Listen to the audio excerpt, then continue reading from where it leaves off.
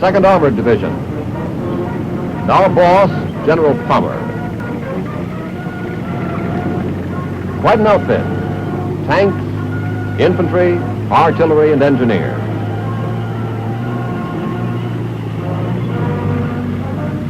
Look pretty sharp,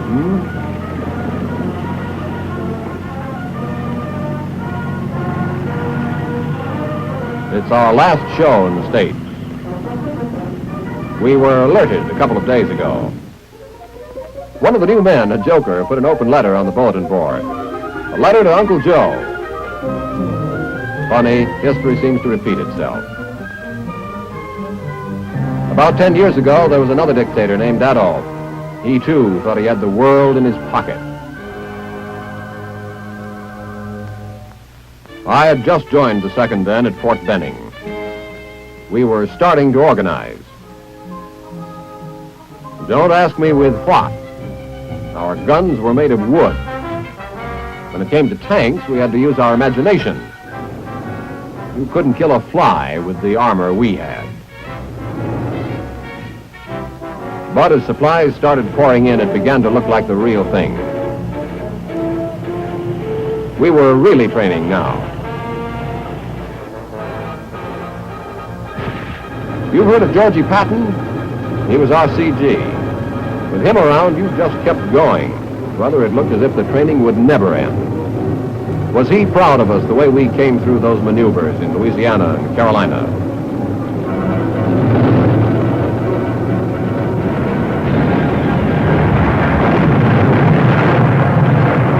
We were a crack outfit now.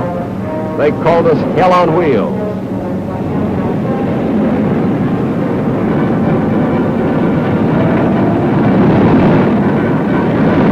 Three invasion teams were picked from units of the 2nd and sent to Norfolk, Virginia.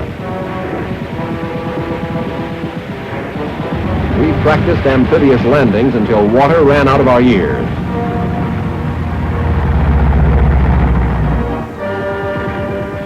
Soon enough, I found out why. We were going to be in on the African invasion. At 0400 on 8 November 1942, we hit the coast of Africa. Safi, Fadela, Port Leote. Our mission was to secure these ports and to envelop Casablanca.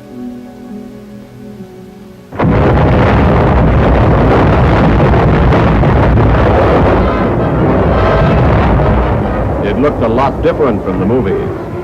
Nobody invited us to come to the Kasbah. Old Georgie, who was the commander of the Western Task Force, ordered us to the French-Spanish-Morocco border in case there should be trouble. And then in April, we folded our tents and moved to Algeria, to a small town near Oran, where we started training for the next jump, Sicily. We were getting used to the water now. In fact, some of the GIs put in for sea pay.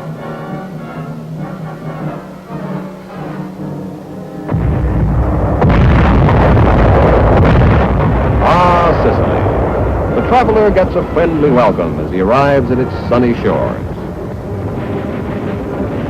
Sure enough, the Hermann Goering Division sent us a tank battalion as a special welcoming committee.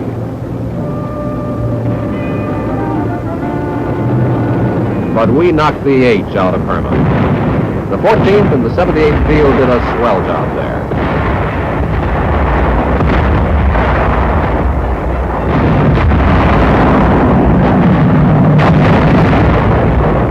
Then we moved on. We advanced steadily over mined mountain roads that were blown off the cliffs, over tank traps, over blown bridges, through a lot of Italian towns that sounded like the menu of a spaghetti joint.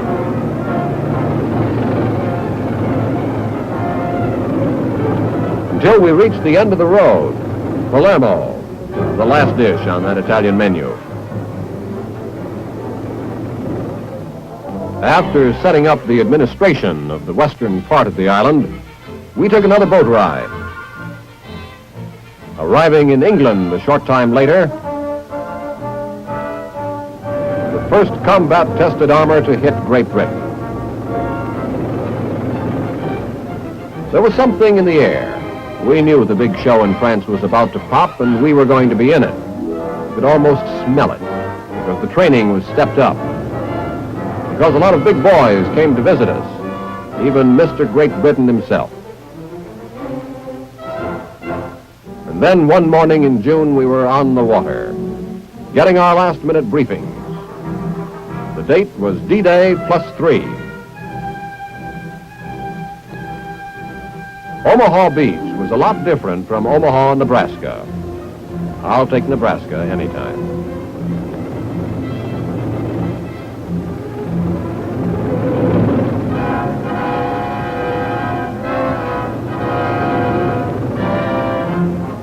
On D-Day +5, we were in it up to our necks, slugging it out with the Germans at Carentan. It was hedgerow country. Natural barriers 10 to 12 feet high that Jerry thought would stop us dead. Here's one time we threw the book away, used our tanks as battering rams. This was only the warm-up for the main event. The famous St. Lo breakthrough. Combat Command A, led by the 66, fought in the vicinity of Tessy-sur-Vire, securing the left shoulder of the opening.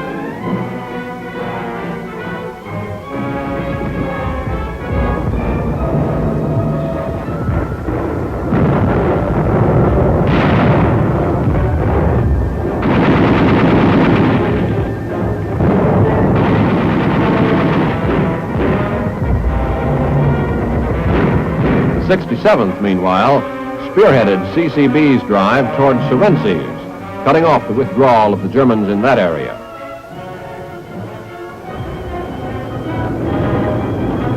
Old man Churchill was right. It was sweat, blood, and tears. It was fighting, street by street, house to house, hand to hand.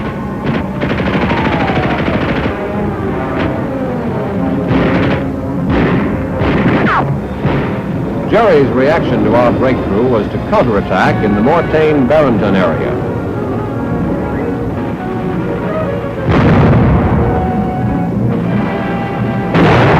But we smashed it. And how?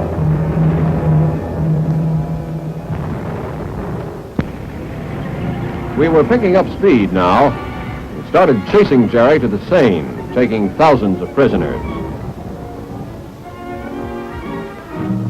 Pursuing him at an even faster pace toward the Somme, crossing the river at an unexpected point.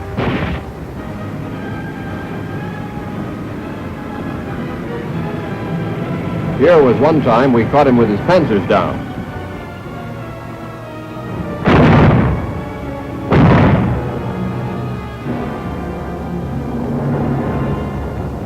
On 2 September 1944, the first Allied elements, led by the 82nd Recon, rolled over Belgian soil.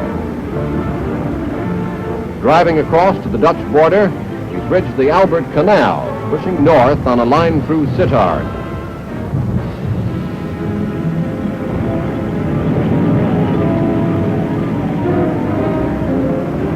Tanks of CCB under General White made the first crossing of Germany's holy soil on 18 September at Hillensburg.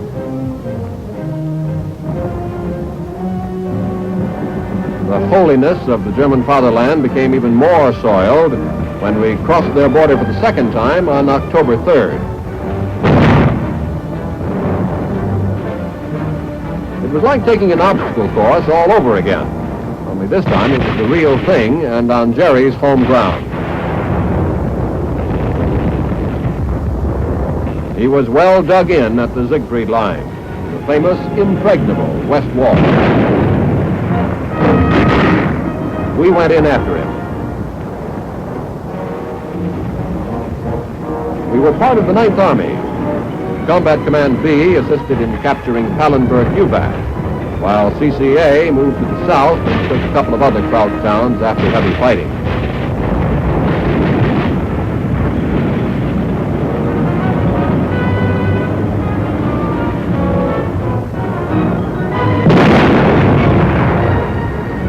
The rest of the division pushed southeast, meanwhile, and joined the First Army in a ring of steel around Aachen.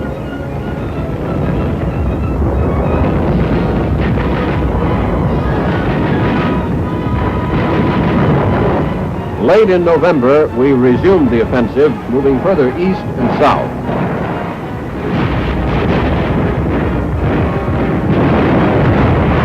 Town after town fell under the weight of our armor.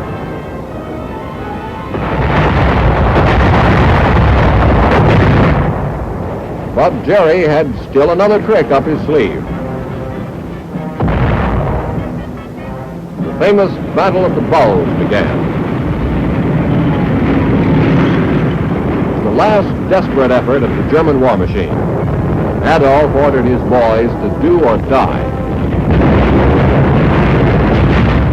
There wasn't much time to lose.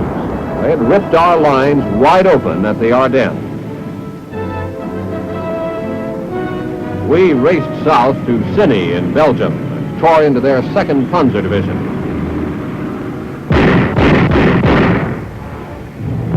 The 92nd Field dished it out.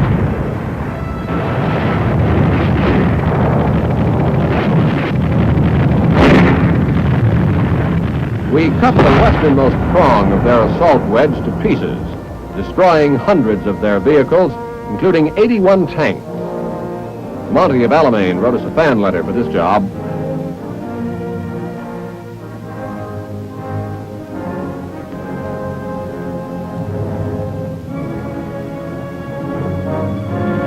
In Houffalize, where the 41st did some of their heaviest fighting in snow and ice, we left a junkyard of German vehicles.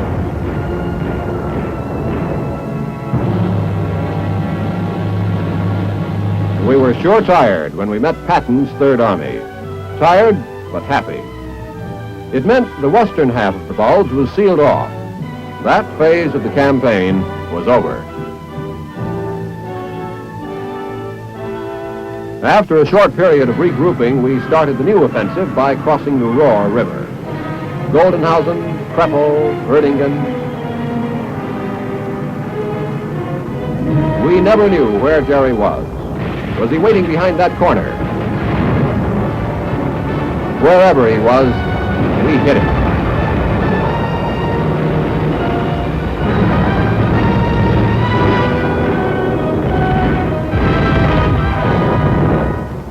We kept going until we reached the Rhine on 3 March 1945. That's where the 17th Engineers showed their stuff, bridging the river under fire in 7 hours.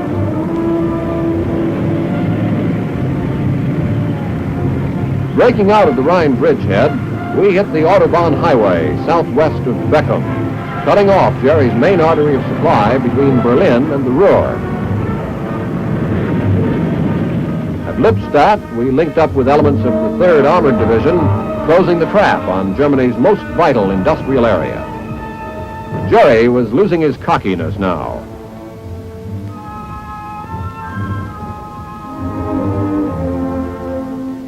The attack rolled on, through the Teutoburger forest to the Weser River, onto the plains of North Germany.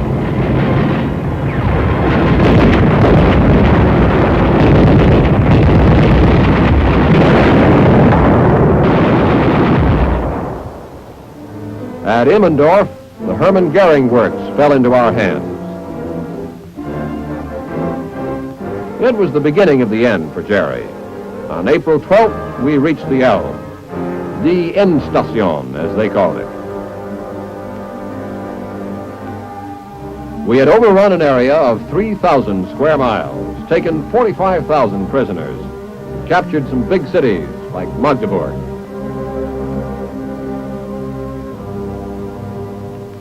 But the biggest was yet to come, Berlin. It was quite a feeling to march past the barracks of the Adolf Hitler Elite Guard.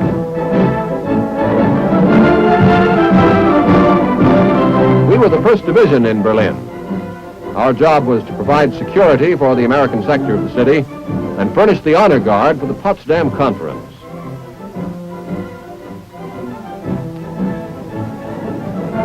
When President Truman arrived, we showed him that we were on the ball. from mud and dust, we were back to spit and polish, as if we hadn't done anything but parading these last 3 years.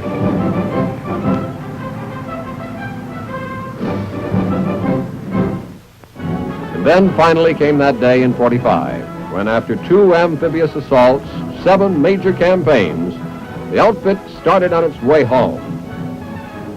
Proud possessor of the French Fourragère, the Belgian Fourragère, and 13 distinguished unit citations.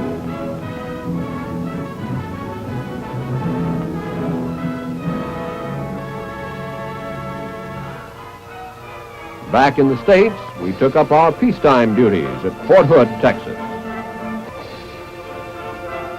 A lot of men got out. New men came in.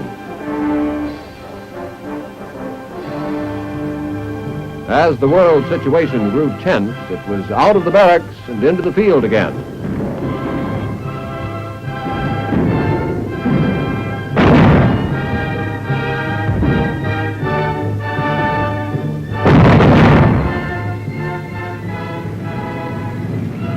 And now we're ready to go overseas.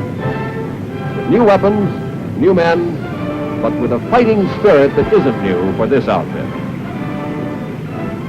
Ike sent for us. We always were his first team. Always will be. Hell on wheels.